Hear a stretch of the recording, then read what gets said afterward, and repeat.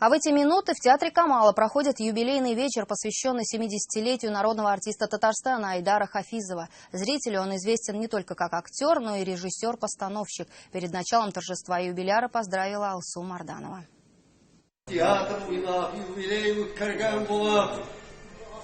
Телевизор, холодильник,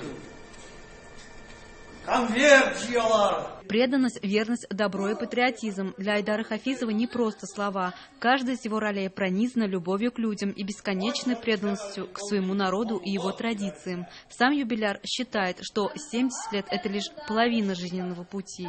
Театр – это вся моя жизнь. Вся моя жизнь прошла в театре.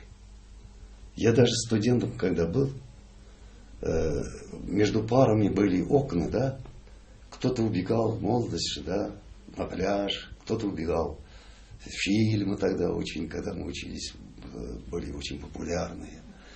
А я всегда сидел на галерке и смотрел репетиции. Природа одарила его сразу двумя талантами – актера и режиссера. Свои первые шаги в творчестве он сделал в 16 лет, а позже попробовал себя в роли постановщика и оказался прав. Жизнерадостный человек, позитивный.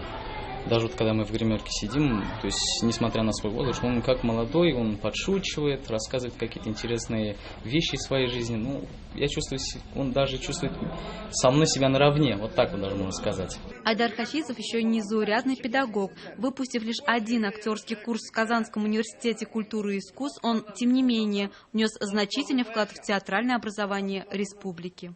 Айдар Хафизов очень требовательный актер. Когда мы работали над творческим вечером Хади Такташа, столетие было, он заставил выучить меня всю поэзию, все стихотворения этого великого поэта. Кроме творческих поздравлений коллег и друзей, на вечере будут представлены отрывки из спектаклей Камалского театра «Гуль-Джамал» и «Вот так случилось». Алсу Марданова, Рамзиль Гарипов, ТНВ, Казань.